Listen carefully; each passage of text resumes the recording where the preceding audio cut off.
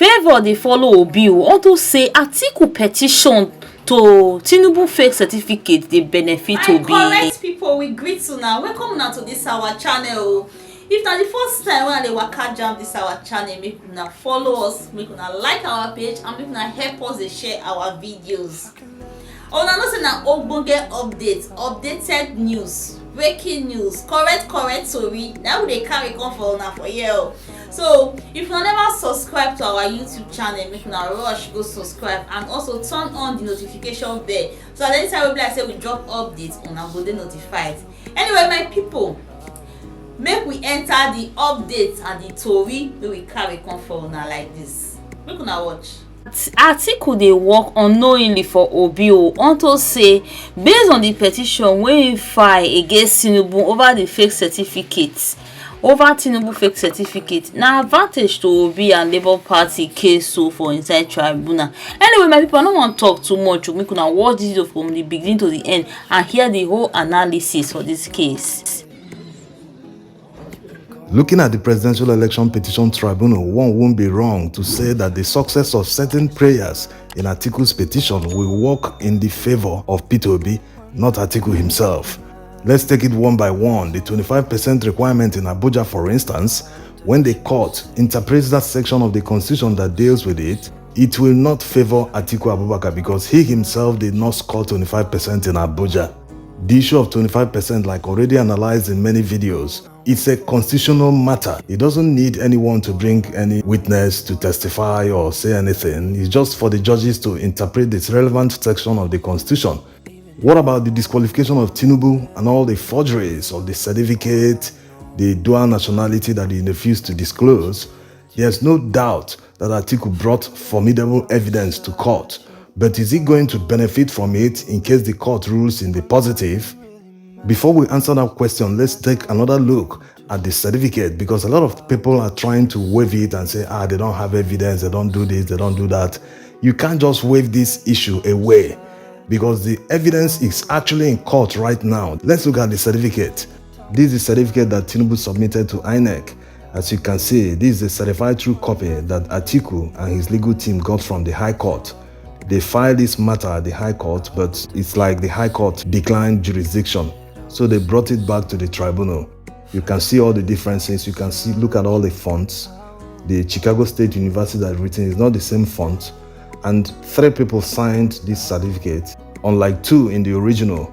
Even the font of the body of the certificate is not exactly the same thing. Even the logo also is different from that of the original. Now look at the original. How did they get this original? They got it through a subpoena. They subpoenaed Chicago State University in the United States to provide the certificate that they issued Tinubu in 1979. You can see the differences. Let's put it side by side so that you understand that it is not the same thing. With this evidence, does it amount to forgery? What is forgery in the first place? Forgery means altering something to look like something that it is not, with an intent to deceive, fraudulently or otherwise, or to gain something. Another question is, can someone forge something that he owns? If he truly graduated from Chicago State University and he truly lost the certificate, according to him in the 90s when the military raided his house, he lost all the documents. Why was it difficult for him to apply to the university to give him another one if they can?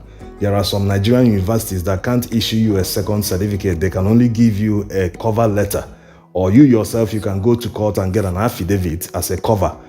Why didn't he make the effort to reach out to the university to get another copy or get a cover letter or just use an affidavit? Why did he go the extra length of forging the certificate? And he didn't even do a good job at that. They should have gotten this original that Chicago State University have been using since the 70s. He should have made it exactly this and submitted to INEC. No one would have raised an eyebrow. But he decided to go online to sites that offer certificates. They have many templates of certificates from many universities in the world. So you just get online, download it, fill the vacant places and print it out. That was exactly what they did. So is it a crime in the eyes of the law? Forgery is still forgery, whether you own it or not. And going by the judgment of Saleh versus Ada, where the Supreme Court sacked him because of certificate forgery and ordered INEC to give the certificate of return to Saleh, one can comfortably say that it is the end of the road for Tinubu. There's no judicial technicality or gymnastics that they can use to exonerate Tinubu on this one. It is definitely the end of the road. This is forgery. Since the original certificate was gotten from the university on a subpoena and they duly notarized it, certified true copy from the university, that means it is good as oral testimony. In fact, an oral testimony is not even required this time. It's just the same way the Labour Party candidate in Enugu subpoenaed NYSC to come and testify and present evidence against Peter Mba at the Enugu Governorship Election Petition Tribunal. Also, the electoral law permits the notarized copies of documents or certified true copies to be tendered at the courts without oral evidence. You don't need them. Once they are certified, it means that they came from the producer, the maker of the document, that they came from them.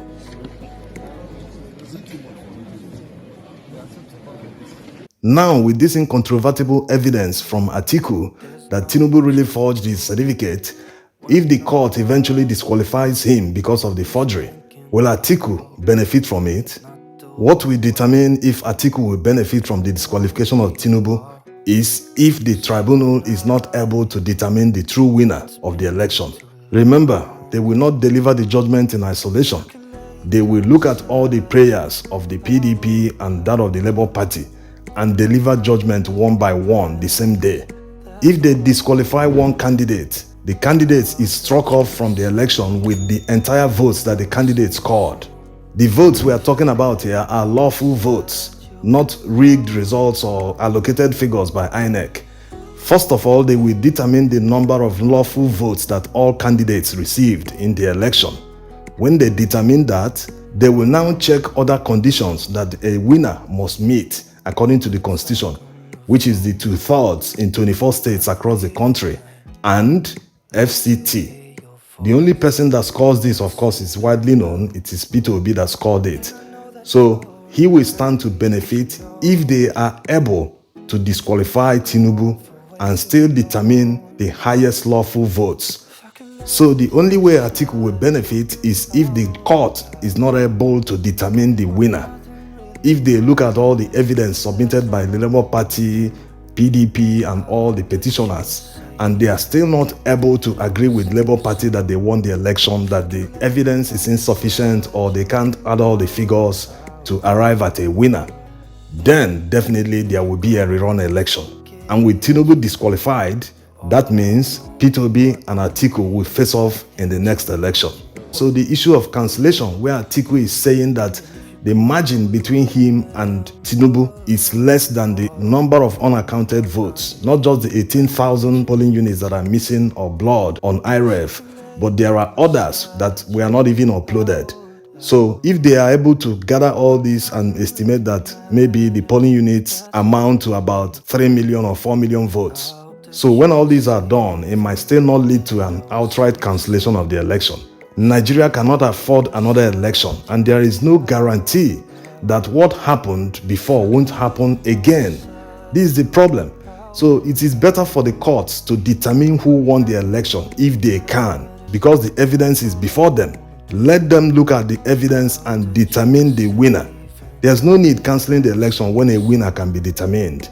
And besides, it will be very difficult for Nigerians to come out en masse like before to vote again.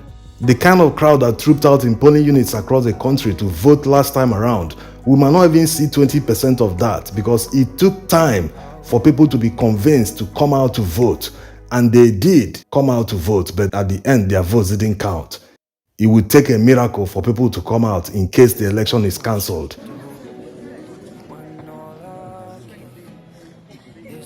Now, let's use this opportunity to answer a few questions.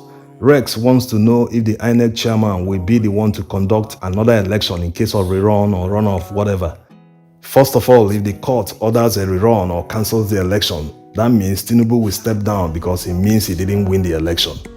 And since there won't be a vacuum in Aso Rock, the Senate president will take over. But he can't stay there more than 90 days. And he doesn't have the power to appoint anybody because he wasn't elected. So in this situation, political parties will go to court to force a removal of INEC chairman because he cannot be trusted to conduct a free and fair election, having failed in the first one he did. So the court will definitely agree with them and order the removal of INEC chairman, either by resignation or whatever. Maybe he will hand over to the next in line, because considering that the Senate president does not have the power to appoint anyone, so it's a given that the INEC chairman won't conduct the next election if there is any. Hey my people, not be small analysis be this. So for this case, so this Peter Obi, Labour Party, PDP, APC, all of them. Hey, anyway my people, now the update will carry come for now like this be this. So I'm analyzing this so to re-analyzing this update to make una drop una comment down below and make una don't forget to like and share. Una do well. See you in the next video.